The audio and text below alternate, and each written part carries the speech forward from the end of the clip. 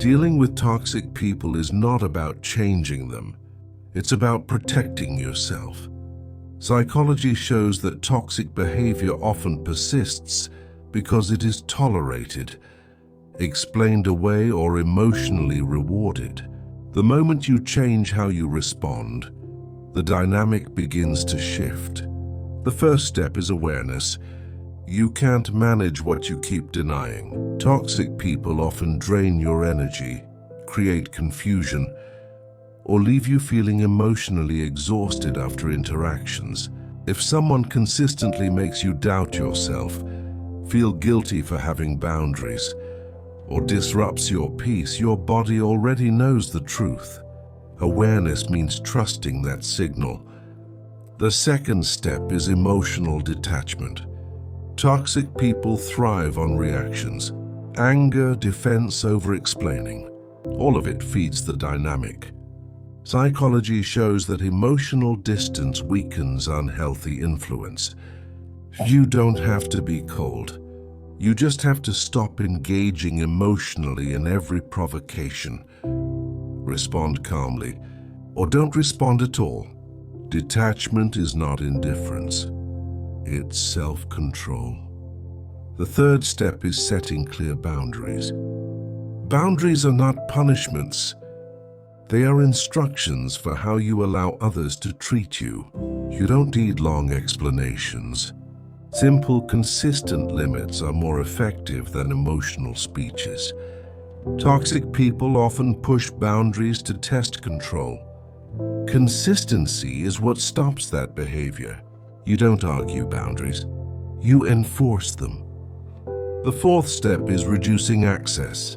Not everyone deserves full access to your time, energy, or inner world. Psychology emphasizes that proximity increases influence. The more access someone has, the more impact they can create. Reducing access may mean fewer conversations, less sharing, or more physical and emotional distance. You are not required to be available to people who harm your well-being. The fifth step is letting go of the need to be understood. This is where many people stay stuck. Toxic people often twist explanations, minimize feelings, or shift blame. Trying to make them understand keeps you emotionally entangled. Psychological freedom begins when you accept that some people will never validate your experience, and you no longer need them to. The sixth step is choosing your peace over guilt.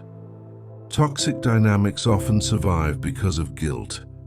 Guilt for saying no, guilt for changing, guilt for stepping back. But guilt is not a sign you're doing something wrong. It's often a sign you're doing something new. Psychology shows that growth feels uncomfortable when you stop prioritizing others at your own expense. Peace is not selfish. It's necessary. The seventh step is knowing when to walk away. Not every relationship can be repaired. Not every connection deserves another chance. Walking away is not failure. It's discernment. When someone repeatedly disrespects your boundaries, dismisses your feelings, or disrupts your emotional stability, distance becomes an act of self-respect. You can forgive without staying. You can care without continuing contact. Psychology is clear on this. Healing accelerates when harmful patterns are no longer reinforced. Dealing with toxic people is not about confrontation or revenge. It's about clarity, consistency, and self-trust. You don't need to prove anything. You don't need to explain everything. You just need to choose what protects your peace.